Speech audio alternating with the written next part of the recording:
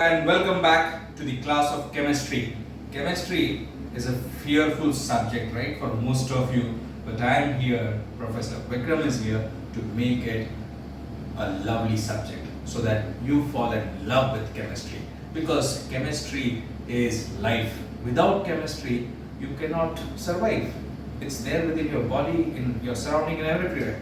So today what we are going to discuss is a concept of chapter electrochemistry. Okay, so one by one concept we are going to freeze upon, and so that you are very clear with that particular concept. The concept is quantitative aspects of electrolysis. Quantitative.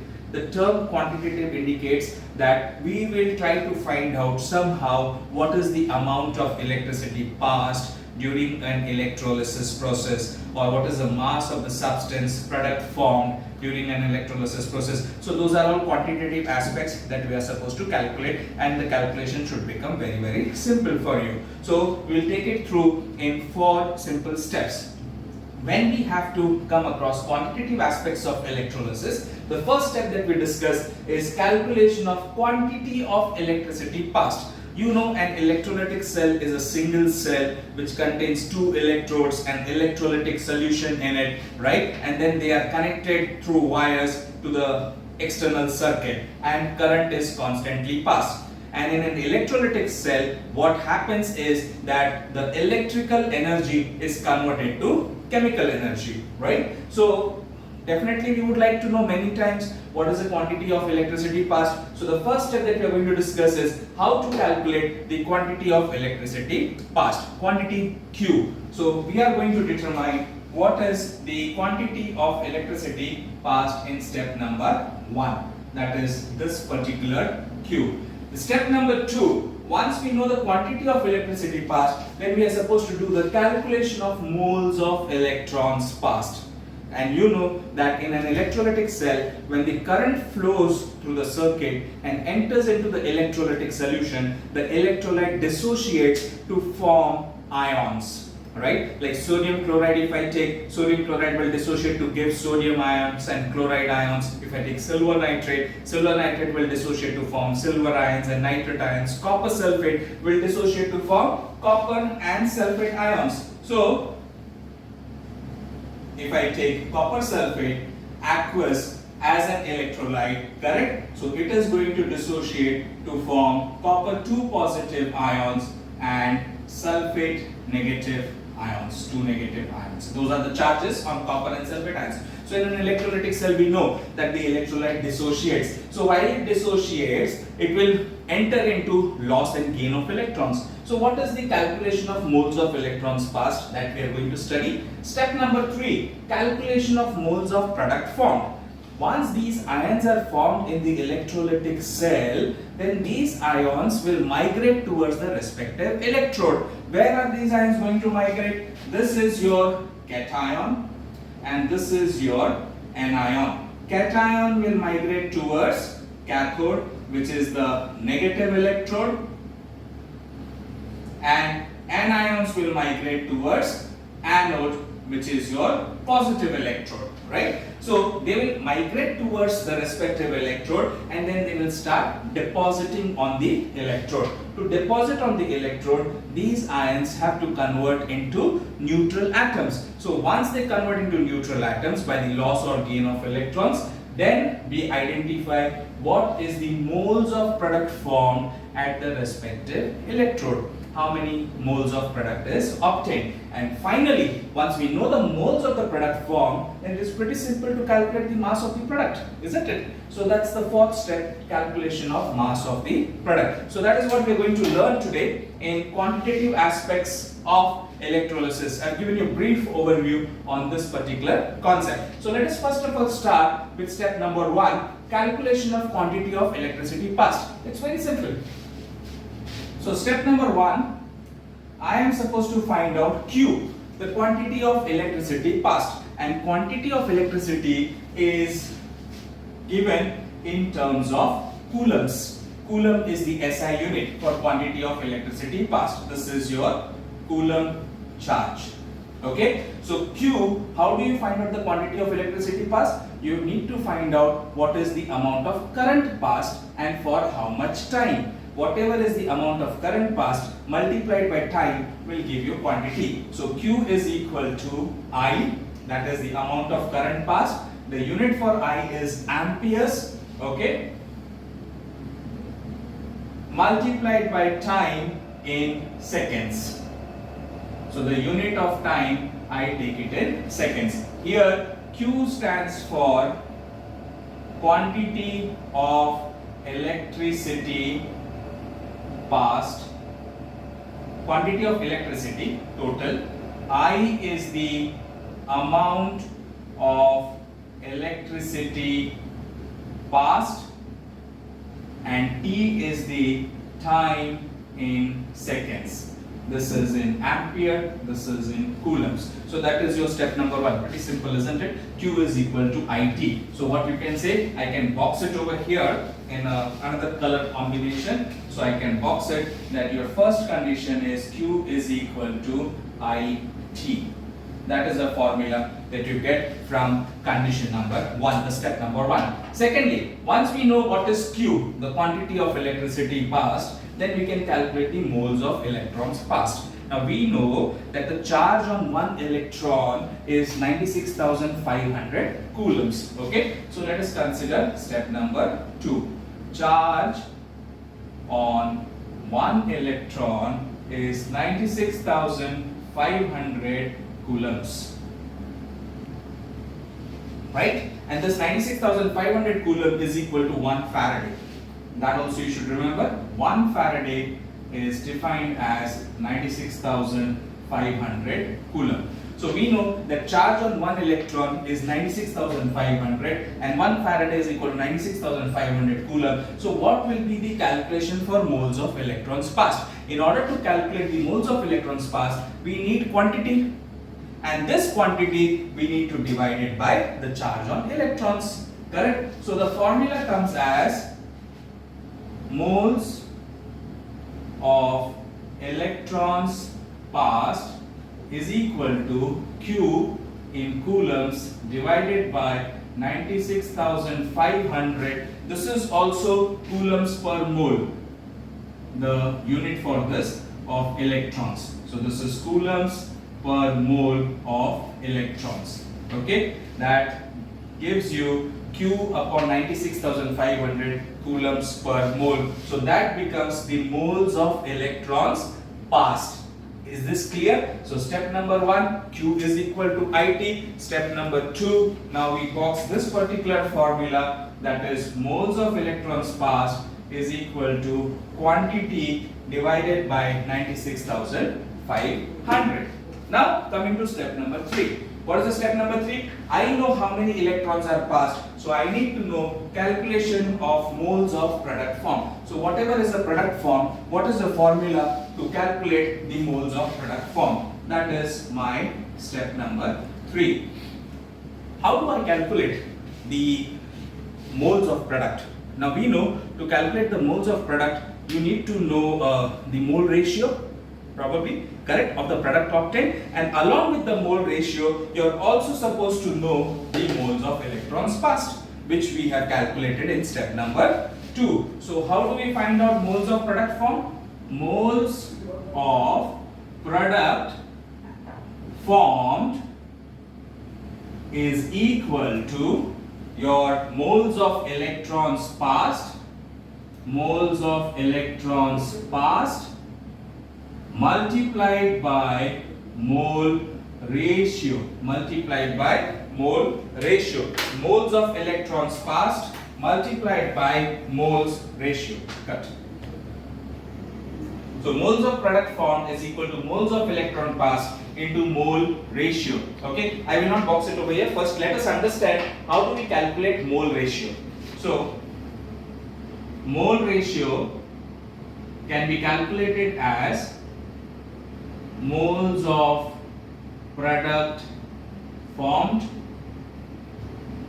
over moles of electrons. Moles of product formed over moles of electrons required. Now why moles of electron required? Because whether it is copper ions, sulfate ions, when they move towards the respective electrode, they'll require the respective electrons to change into neutral atom and get deposited on the electrode. So moles of electrons required.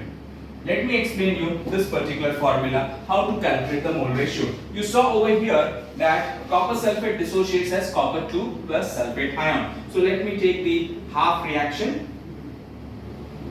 That is, I am considering the reaction at cathode. Now what will be the reaction at cathode? Copper ions are migrating towards cathode. It is 2 positive charge. So it will require 2 electrons in order to get into neutral atom. So it will accept 2 electrons. This is aqueous in nature and get converted to copper solid. Now if you look at this particular half reaction over here, what is the moles of product formed? The product formed is copper. How many moles of copper is formed? 1 mole of copper is formed. How many electrons are required for 1 mole of copper? 2 electrons are required. So therefore, if I want to find out mole ratio of copper, then it is going to be moles of product formed, that is 1 mole of copper is obtained over here, divided by 2 electrons. Moles of electrons required 2. So the mole ratio of copper is going to be 1 by 2. That is very, very simple. You get to know what is the mole ratio. Once you have the mole ratio, you just have to substitute that value into this formula of moles of product formed, that is moles of electrons into moles ratio. So finally, if we derive step number 3, that is moles of product formed, that is equal to moles of electrons passed, that's Q in coulombs over 96,500 coulombs per mole multiplied by mole ratio. That is your final formula for moles of product formed, which we can easily box it. Step number 3. That's the step number 3, if you can verify. So step 1, we got quantity of electricity passed. Step 2, we found out what is the moles of electrons passed. And step 3, the moles of product formed is equal to Q by 96,500 into mole ratio. You can see they are all interconnected. I can integrate these 3 steps and I can probably substitute the value of Q in this particular formula, right? Because Q is equal to IT. So when I take this formula into consideration, I'll get moles of product formed is equal to I into T over 96,500 into mole ratio. So this is also one of the formulas that we can box to find out the moles of product obtained or the moles of product formed. Now let us consider the final value, that is calculation of mass of product. I have the moles of product, then what will be the calculation for mass of product? Moles of the product multiplied by molar mass. You know that whenever you need to calculate the molar mass of the product or the mass of the product, the total mass of the product, it is number of moles multiplied by molar mass. So our 4th step states calculation of mass of product. Here I am going to consider the symbol W for mass of product. Okay, so mass of product W is equal to moles of product multiplied by molar mass of the product. Moles of product multiplied by molar mass of the product. Now what is moles of product? I know that this is my current in amperes into time in seconds over charge in coulombs per mole of electron into mole ratio into molar mass, right? So you can understand my moles of product formed is over here, IT over 96,500 into mole ratio, that I got I into T upon 96,500 into mole ratio multiplied by molar mass. So we get to know what is the mass of the product. So I get W is equal to I into T, and this is my fourth formula which I can box, which gives me the final quantitative aspect of electrolysis. To sum up, Q is equal to IT, that is what you need to remember. Moles of electrons passed is equal to Q over 96,500. Also remember 1 Faraday is equal to 96,500. Then moles of product formed is moles of electrons into mole ratio, that is nothing but IT over 96,500 into mole ratio. How to calculate mole ratio? I give you an example over here. How you are supposed to calculate mole ratio for any particular ion and the substance formation.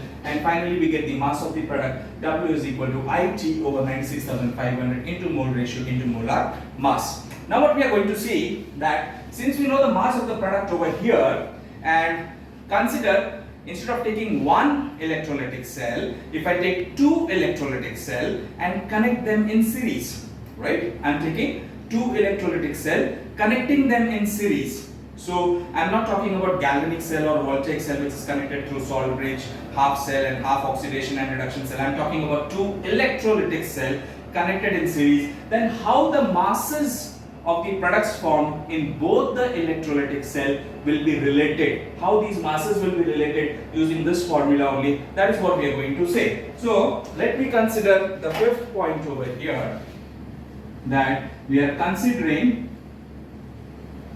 two electrolytic cell connected in series. Okay, so when two electrolytic cells are connected in series, definitely the masses of the product formed in both the electrolytic cell will be represented as W, which I can say W1 for electrolytic cell 1 and W2 for electrolytic cell 2. So what will be my W1? My W1 would be, and also considering that the current passed for the time is same for both the cell. So I and T remains the same, but definitely molar ratio and molar mass is going to change. Okay, and now here molar mass I am going to denote it by the capital letter M, because we know molar mass we denoted by capital letter M. So my W1 is going to be IT upon 96,500 into mole ratio into M1, because molar mass is going to be different in electrolytic cell 1. What about electrolytic cell 2? Electrolytic cell 2, it is W2